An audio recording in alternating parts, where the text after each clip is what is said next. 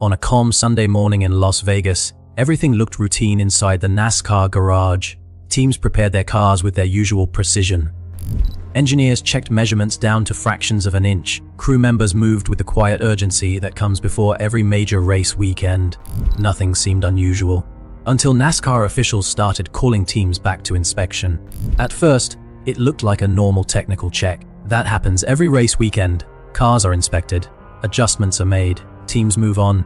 But this time, some cars didn't pass, they were sent back, then they failed again and again. What started as a routine inspection slowly turned into one of the most unexpected technical crackdowns of the season. By the time officials were finished, 4 car chiefs had been ejected from the event. Not drivers, not minor crew members, but the very people responsible for technical compliance. The decision immediately changed the competitive landscape of the race, because in modern NASCAR, a car chief plays a critical role. They are the bridge between engineering and execution. They make sure the car follows the rule book while still finding every possible performance advantage. And losing that leadership just hours before a race can completely disrupt a team's preparation. According to NASCAR regulations, multiple inspection failures can trigger escalating penalties. These can include loss of pit selection, starting position penalties, and in serious cases, removal of key personnel. Las Vegas became one of those serious cases. Officials determined that several teams had violated inspection standards multiple times. As a result, NASCAR enforced immediate disciplinary action. The removals sent a clear message: technical rules would be enforced strictly, even if it meant removing leadership from top organizations. For the affected teams, the timing couldn't have been worse.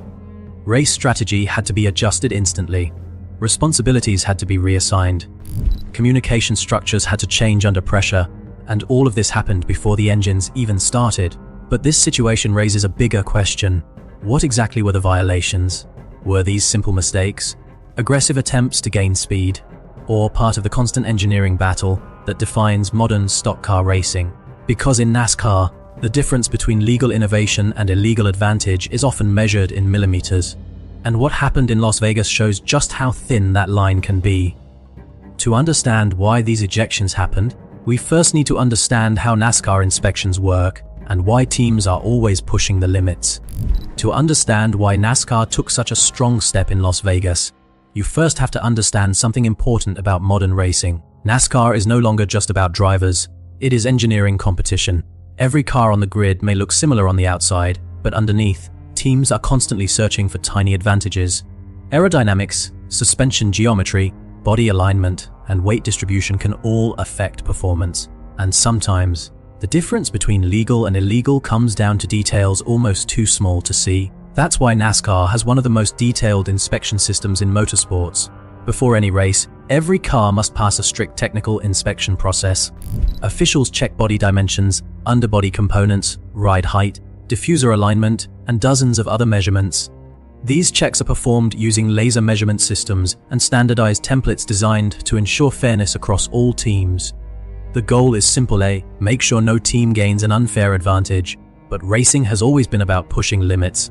Teams constantly search for gray areas, places where performance can be improved without technically breaking rules. And sometimes, those experiments go too far. When a car fails inspection, the team is usually allowed to fix the issue and try again. But repeated failures start to raise concerns, because multiple failures often suggest one of two things: either the team made serious preparation mistakes, or they were trying something aggressive that NASCAR wouldn't allow. And NASCAR has a clear policy for that situation. If a car fails inspection multiple times, penalties begin stacking up. First, teams may lose their pit selection advantage. Then they may lose their qualifying position. And if problems continue, leadership penalties can follow. That includes removing the car chief from the event, because in NASCAR's structure, the car chief is responsible for making sure the vehicle meets all technical rules before inspection even begins. Their removal is not just punishment, it is accountability. And that's exactly what happened in Las Vegas. Several teams failed inspection more than once. Officials determined the violations were significant enough to require enforcement beyond normal adjustments. So NASCAR enforced one of its strongest pre-race penalties: immediate ejection of car chiefs. The decision wasn't emotional, it was procedural, and it showed how seriously NASCAR now treats technical compliance. Because over the past decade, the sport has worked to reduce controversy around illegal modifications. Standardized parts and tighter inspection systems were introduced to reduce the chances of hidden advantages. The introduction of the next-gen car especially changed enforcement priorities. With more standardized components, NASCAR has become even more strict about any modifications outside approved tolerances. The message is clear: innovation is allowed, but rule violations are not. And when enforcement happens publicly like it did in Las Vegas, it sends a message not just to the penalized teams, but to the entire garage: follow the rules or face consequences. But this leads to another important question: which teams were affected, and what exactly did NASCAR find? Because once the names started coming out, fans realized this wasn't just small teams making mistakes. Some of the sport's biggest organizations were involved, and that made the story even bigger. As details began to emerge from the Las Vegas inspection garage, it became clear this was not a minor technical story. The penalties affected multiple competitive organizations, and when NASCAR confirmed the ejections, attention quickly turned to one question: who was involved? Officials confirmed that 4 car chiefs from different teams were removed after their cars repeatedly failed pre-race inspection. While inspection failures are not uncommon across a long season, what made this situation unusual was the number of leadership penalties issued at one event. That immediately raised eyebrows across the garage, because leadership ejections typically only happen when NASCAR believes responsibility clearly falls on preparation decisions rather than simple race weekend adjustments. To understand why that matters, you have to understand the role of a car chief. In modern NASCAR, the car chief acts as the technical operations leader under the crew chief. While the crew chief focuses on race strategy, the car chief focuses on mechanical compliance, preparation execution, and ensuring the vehicle meets NASCAR specifications before it ever reaches inspection. In simple terms, if the car fails inspection multiple times, responsibility often traces back to that position. Reports from the inspection process indicated the violations were related to body alignment and specification tolerances, areas where even extremely small adjustments can influence aerodynamic performance, and aerodynamics matter enormously. At high speeds, even tiny body advantages can increase stability, improve cornering grip, and reduce drag on straightaways. That is why NASCAR regulates these measurements so precisely. The governing body uses digital scanning systems capable of detecting differences measured in fractions of an inch. To a casual fan, those differences might sound insignificant. To a race engineer, they can mean everything. What NASCAR did not suggest was cheating in the traditional sense. There were no accusations of hidden illegal parts or deliberate deception publicly announced.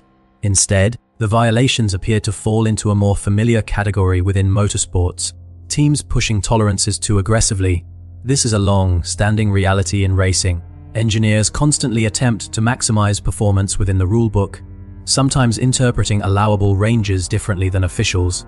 Most of the time, those disagreements end with small adjustments. But when tolerances are exceeded repeatedly, NASCAR steps in. And this is where the competitive impact became serious, because removing a car chief does more than send a message. It changes race day operations.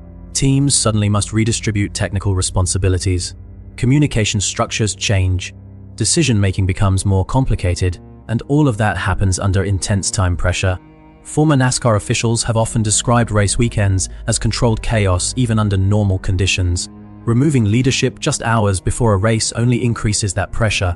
For drivers, the situation can also be disruptive. Trust between driver and technical team is critical. When structure changes suddenly, even small communication delays can affect race execution. Still, NASCAR's enforcement philosophy remains consistent. Rules must apply equally to everyone, whether a team is a championship contender or a mid-field organization. And Las Vegas demonstrated that consistency. But perhaps the most interesting part of this story isn't just the penalties themselves. It's what they reveal about the constant tension inside professional racing. Because NASCAR isn't just a driving competition. It is a constant battle between innovation and regulation, between engineers trying to go faster and officials trying to keep competition fair. And sometimes, that battle becomes visible to the public. Las Vegas became one of those moments. But the penalties also triggered another wave of discussion, this time outside the garage. Fans began debating whether NASCAR had been too strict or not strict enough, and that opened another chapter in the story. Because whenever enforcement happens in a major sport, public reaction always follows.